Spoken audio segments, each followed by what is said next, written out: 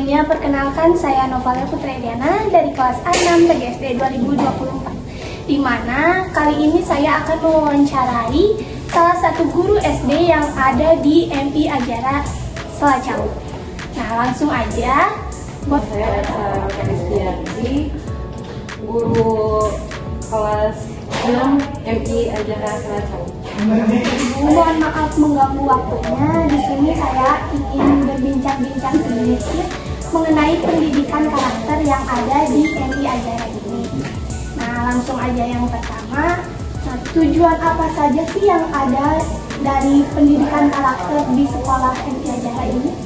Kalau pendidikan karakter itu yang pertama dimulai dari kejujuran, keingintahuan kepada sifat-sifat positif ya, karena memang saat ini kan kita berperangnya bukan dari lingkungan luar aja, yang paling bahaya itu dari media sosial yang bahkan anak-anak usia dini udah bebas mengakses gitu. Jadi kejujuran, kesabaran, keingintahuan itu menjadi faktor utama pembentukan karakter siswa. Terus nilai-nilai karakter apa saja yang dianggap sangat penting untuk pendidikan karakter untuk peserta didik di sekolah? Yang pertama mungkin dari nilai dan norma agama ya, karena kebetulan di sini MI jadi berbasis agamanya itu prioritas utamanya berkaitan dengan agama, yang jadi tugas dan tanggung jawab yang pertama itu dari kebiasaan moral. Jadi kan kita bisa lihat nih orang itu disiplin atau tidaknya bagaimana dia melakukan sholatnya. Kalau dia tidak menunda sholatnya, sudah pasti orang tersebut disiplin gitu. Jadi di sini tuh lebih ke agama. Agamis ya. Jadi nilai dan norma agama. Nah, yang ketiga itu bagaimana cara mengintegrasikan pendidikan karakter ke dalam kurikulum yang ada di sekolah ini? Sekarang kan kita udah jalan kurikulum merdeka ya. Di situ ada ketuhanan yang Maha Esa. Jadi prioritas utama dari nilai yang harus ada itu bagaimana kepatuhan peserta didik terhadap norma-norma agama yang tadi di poin 2 sudah dijelaskan. Salah satunya dengan beriman, terus memiliki akhlak mulia terhadap guru, orang tua, serta teman ya, etika teman sebayanya benar-benar diperhatikan. Etika sama Teman sebaya. Proyek-proyek yang menggambarkan pendidikan karakter di sini itu apa? Kayak program-programnya gitu. Programnya itu membantu segala sesuatu amal soleh yang dilakukan di rumah peserta didik ke orang tua.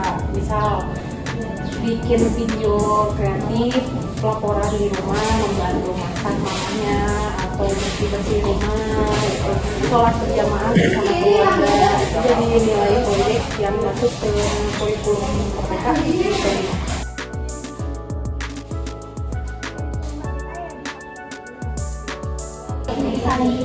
Yang kelima itu cara ibu untuk memantau atau menilai peserta didik dalam perkembangan karakter siswanya itu gimana? Dari cara bergaul sama temen, karena kan kalau sama temen anak-anak itu lebih ke murni ya, nggak dibuat-buat gitu. Kalau dia udah bisa memperlakukan teman sebayanya dengan baik, apalagi dia memperlakukan teman-teman atau ruang lingkup orang tua yang usianya lebih gitu. Jadi kalau udah berani jujur ke teman, pasti ke orang tua, ke guru juga akan lebih berani. Nah, terus untuk pendidikan karakter di sekolah ini, apakah ada peran penting dari orang tua juga gak, Bu? Sangat peran penting keluarga itu utama ya, karena keluarga itu awal kehidupan. Jadi peran pertamanya dipegang orang tua, sekolah itu guru meneruskan. Jadi kalau misalkan di sekolahnya ditanamkan etika nilai norma agama bagus, tapi di rumahnya kurang, hasilnya nggak akan maksimal. Makanya harus kerjasama, salamnya dengan mengadakan komunikasi berjangka atau musyawarah dalam waktu sebulan sekali dengan orang tua bersama-sama mendidik anak-anaknya jadi lebih baik lagi. Jadi adanya Kolaborasi ada. Nah, apa sih cara untuk mengatasi situasi ketika siswa menunjukkan perilaku yang tidak sesuai dengan karakter yang kurang baik? Yang pertama ditegur dulu mungkin ya, ditegurnya tapi baik-baik. Jadi ditegur, terus diingetin, terus suruh dia evaluasi diri. Jadi belajar berkaca kesalahannya itu sampai mana nih gitu. Kalau dia terus melakukan hal yang sama, kesalahan yang sama, gak akan pernah ada perubahan di diri dia sendiri. Jadi memang nasihat, teguran halus gitu ya, itu yang pertama dilakukan. Nah kan Bu, karakter siswa itu berbeda-beda. Terus tantangan apa aja sih yang Ibu dapetin gitu untuk menghadapi karakter siswa yang berbeda-beda ini?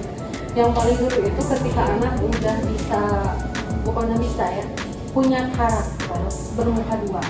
Jadi ketika anak suka ada nih anak yang kalau depan orangnya baik-baik tapi orangnya nggak ada ngejelekin kita, itu yang paling sulit karena dia belum bisa jujur ke diri dia sendiri.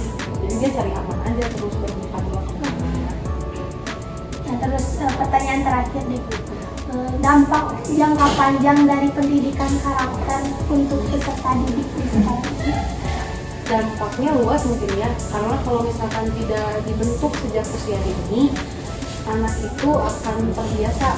Kalau udah enggak misalnya tidak diluluskan dari sejak mereka di SD atau mereka di bangku sekolah menengah, itu akan kebawa-bawa karakter yang buruknya mungkin akan melekat gitu. Jadi orang-orang toksik itu berawal dari ketoksikan yang mereka dapat ketika mereka sedang di usia dini.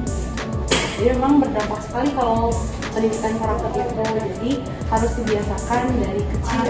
Jadi harus diberitahu gitu ya kalau misalnya dia salah. Iya, tetap. Jadi nggak boleh bosan-bosan komunikasinya, ngobrolnya, gitu. Kasih tahu dari hati ke hatinya. Gitu. Jadi memperlakukan mereka kayak teman sendiri gitu. Jadi kita masuk dulu ke dunia mereka, memahami mereka, lalu kita akan dengan sangat mudah membentuk karakter mereka. Jadi guru ya yang harus mengikuti Ya, siswa. ya itu. Jadi guru yang masuk dulu ke dunia mereka. Baik Ibu, mungkin cukup sekian ya bincang-bincang kali ini. Terima kasih, mohon maaf mengganggu waktunya Ibu. Terima kasih. Ya, sama-sama.